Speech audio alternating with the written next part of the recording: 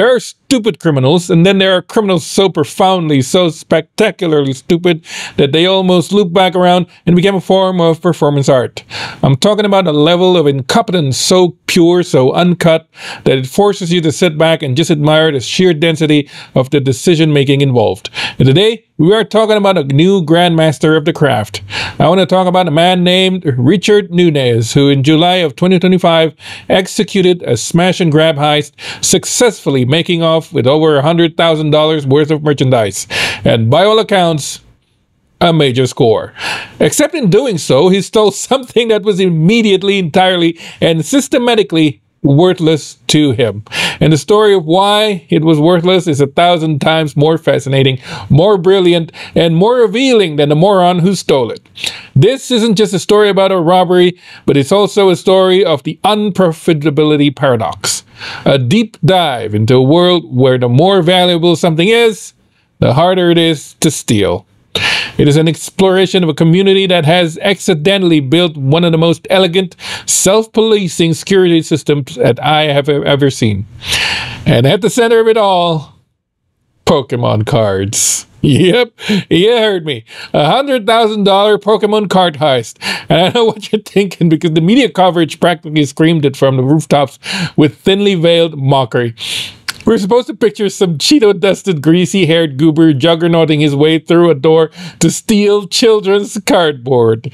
And look, on the surface, that's not entirely wrong. The optics are, to put it mildly, pathetic. But the reality of this crime and the ecosystem it targeted is one of the most complex and fascinating case studies in modern niche market.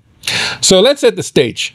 The target is a store called First Edition Collectibles in New Bedford, Massachusetts. This isn't just some dusty corner shop, it's a community hub, a certified Pokemon League location, a place that hosts tournaments and has regular clientele of over 200 people. It's a nexus point for a deeply passionate, deeply knowledgeable community.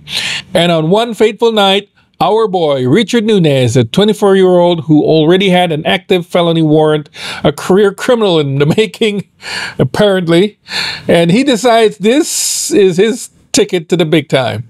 He smashes his way through 2 doors in the middle of the night. It takes him all of 30 seconds. He knew exactly what he was looking for because he'd clearly cased the joint before. He ignores the cheap stuff and goes straight for the high-value display cases. He shatters the glass to shove the goods into a bag and disappears into the night, just like the Grinch. And among his haul, a 1999 First Edition Charizard, professionally graded and valued at over $12,000. Multiple other Charizards worth 10 grand a piece. And the crown jewel was a sealed Green Wings base set booster box, a legendary item appraised at a cool $30,000. On paper, this is a life-changing score, 100 grand in easily transportable high-demand goods, except for one teeny little catastrophic problem for Mr. Nunez. He didn't steal gold bricks, he didn't steal diamonds, he stole something more akin to a famous registered work of art. He stole items that have a birth certificate, a social security number, and a community-wide APB out on them the second they go missing. He fundamentally, catastrophically misunderstood the very nature of the value he was trying to exploit. And this is the first layer of the beautiful, infuriating trap he walked into: the market structure itself. You see, in the world of high-end collectibles, value isn't just about rarity, it's about its authenticity and provenance. To establish that, you have third-party grading services like PSA or Beckett. So what happened is you send your cards to them, they verify it's real, assess its condition on a scale of 1 to 10, and then they entomb it in a hard plastic case, a slab, with a label that contains all of this information. But most importantly, that label contains a unique serial number and a QR code. That number is then entered in a permanent public online database. It's a digital certificate of authenticity that anyone can look up anytime. So it's the card's entire history, its identity. And the moment First Edition Collectibles reported the theft, they provided the police with the serial numbers of every single graded card that was stolen. Those numbers were immediately flagged in the databases and were put on a red list. And this is where the genius of the system kicks in. This isn't just some passive record. This is a red list that is actively integrated into the plumbing of the TCG economy. If you try to sell a high-value card on eBay, for example, it has to go through their authenticity guarantee program. They physically receive the card, inspect it, and the very first thing they do is scan that serial number. If it comes up in the red list, the transaction is voided. The buyer gets the money back, the authorities are often notified, and the seller is exposed. The card becomes, in industry terms, toxic inventory. It is a radioactive brick that you cannot move through any legitimate channel. So, Nunez's $12,000 Charizard, it is now just a piece of plastic that screams, "I am stolen," to anyone who knows how to look. And in the high-end collector world, everyone knows how to look. Checking the serial number is the absolute first step of due diligence. Not checking it is like buying a used car without even asking for the title. You might think, okay, fine, so he can't sell it on eBay. How about selling it privately to another shop? And that is exactly what our criminal mastermind thought too. That brings us to the second, even more powerful layer of the defense system that he was up against. The community. The TCG world, especially at the local level, is not like the cutthroat world of conventional retail, where every store is an island and adversary to its competitors. Because the value of everyone's inventory is based on collective trust and market confidence. Authenticity is treated as a non-excludable public good. They have a vested interest in policing the market altogether. When a major theft like this happens, it's not just a problem for First Edition Collectibles. It's a threat to the entire ecosystem. So what happened? Well, the store immediately blasted news of its theft across all of its social media channels. Instagram, Facebook, complete with photos of stolen items, and where possible, their serial numbers too.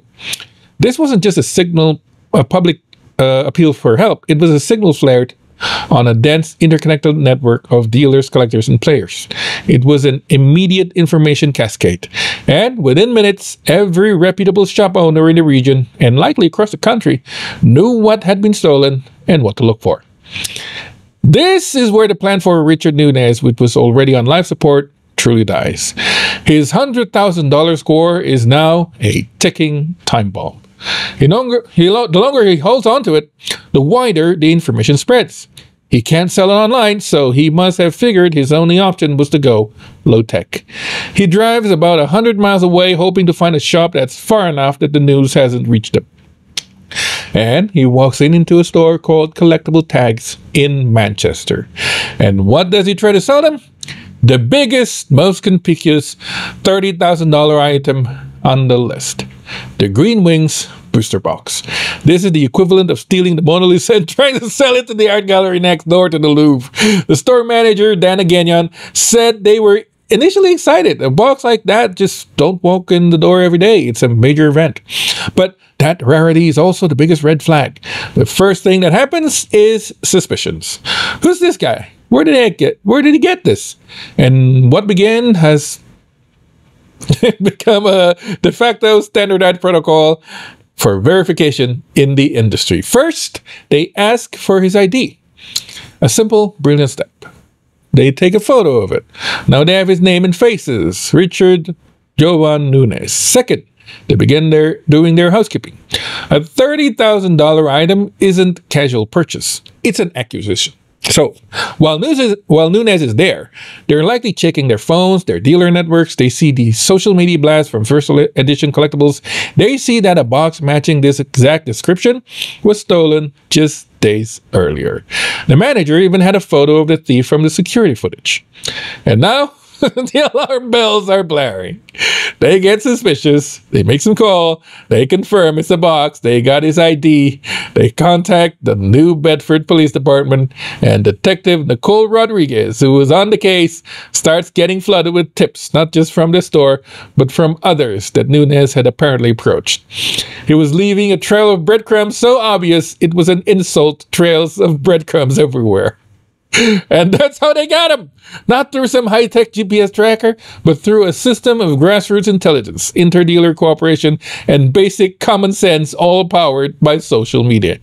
He was taken into custody, and when the police searched the apartment that he was staying, they found a shoebox full of stolen Pokemon cards, their serial numbers matching the inventory list from the robbers perfectly. Hand, meat cookie jar.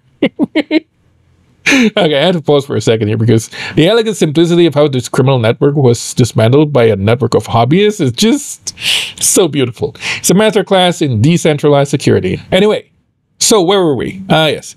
Richard Nunez, our would-be kingpin, is in custody. His dreams of a cardboard-funded empire in ashes, and we've established the two main barriers he faced: a market structure that makes stolen good traceable and toxic, and a vigilant community that communicates at the speed of light.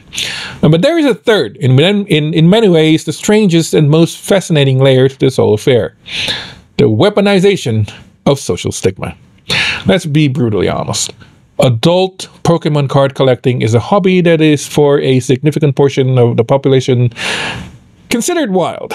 It's culturally coded as childish, nerdy, and a sign of arrested development. When this story broke, you saw the language used. Nunez was a goober, a loser. The crime was framed as absurd. The inherent silliness of stealing Pokemon card was the lead, and not the fact that it was a six-figure property crime. The story itself even leaned into this, launching a merchandise campaign with the slogan, "Crime doesn't pay and karma is real," implicitly framing the whole thing as a kind of cosmic justice for a foolish act rather than a serious financial attack on a small business.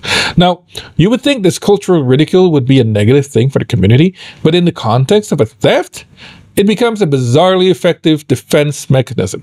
It poisons the well for any potential black market. And, I mean, think about it. If you're a fence who deals in stolen jewelry, electronics, or bottles, those are culturally neutral goods. There's no social baggage. But dealing in high-end stolen Pokemon cards, you risk being associated with what a mainstream culture perceives as a deeply unserious, even to some people, mockable subculture. The reputational risk is immense. No legitimate or even semi-legitimate dealer wants to be known as the guy who fences stolen collectibles for basement dwellers. It invites a type of ridicule and scrutiny that is entirely unique. The social risk aversion constricts the already tiny black market to the point of non-existence. And Richard Nunez couldn't just go to a pawn shop. In many states, pawn shops have strict reporting laws requiring them to hold items and report serial numbers to the police. A transaction involving a serialized $30,000 Pokemon box would set off every alarm bell in the building. He was left with no anonymous liquid market. And what if he tried to break the cards out of the graded slabs to destroy the serial number? Well, he would be destroying 80 to 90% of the card's value instantly. A raw, ungraded Charizard is worth a fraction of a professionally graded one, because its authenticity and condition are no longer guaranteed. He would be literally smashing his profits to escape detection. It's a catch-22. The value is tied to the proof, and the proof is the tracking device. So, he was truly trapped. He couldn't sell them online because of the red list. He couldn't sell them to legitimate dealers because of the vigilant community network. And he couldn't offload them onto some shady black market because the cultural stigma makes the goods too socially radioactive for even amoral profiteers to want to touch. Every potential escape route was a dead end. This case, the saga of Richard Nunez, is the perfect storm. It's a story that reveals so much more than one man's bad decisions. It reveals a market that has evolved. Back in the early 2000s, this stat might have worked. Dealers on old forum boards would lament about buying stolen goods with maybe only about 10% of the value ever being recovered. But the system adapted, and the rise of third-party grading and serialization wasn't invented as a theft deterrent. It was for authentication. But it became the backbone of a new type of security. The result is what we see today. A beautiful self-healing ecosystem. It's a three-layered defense system. The market's technical structure makes stolen goods traceable. The community's social structure makes them detectable. And the society's cultural perceptions make them untouchable as a kryptonite to Superman. Richard Nunez didn't just rob a store, he tried to fight an entire ecosystem that was structurally, socially, and culturally aligned against him. He brought a rock to a fortress fight. It is a story of failure, yes, but a story of triumph for the community that is often misunderstood and ridiculed. They've built something that is truly resilient. They've demonstrated that shared passion and interconnectedness can be a more powerful deterrent than any traditional security guard or vault. First Edition Collectibles was able to rally, supported by their community, and got their merchandise back. The system worked. It works so well, it's almost poetic. So, in the end, a man's life is effectively ruined over a pile of cardboard that he could never ever sell. There's a tragedy in that level of desperation and ignorance, but there's also a deep satisfaction in seeing a system built not only by a corporation, but by the collective actions of hobbyists and small businesses function with such elegant perfection. It is a testament to the fact that value is a complex, negotiated idea, and sometimes the very things that make an object precious are the same things that protect it. If this deep dive helped you and understand the fascinating paradoxical world of high-value collectibles, do me a solid and hit that like button. It's genuinely the best way to tell the algorithm that this kind of nuanced analysis is something people want to see, and it helps the channel immensely. But I want to leave you with one final complex question. This is what I want to see you all debate in comments. Is this TCG ecosystem, this incredible fusion of technology, grassroots community policing, and even weaponized cultural stigma, a model that other industries with high value, easily stolen goods could or should adopt? Or is it a unique anomaly that a perfect storm of factors that can only exist in the world as a uniquely passionate, interconnected, and yes, as nerdy as Pokemon cards, nothing else? Let me know what you think down below, and I'll see you in the next one.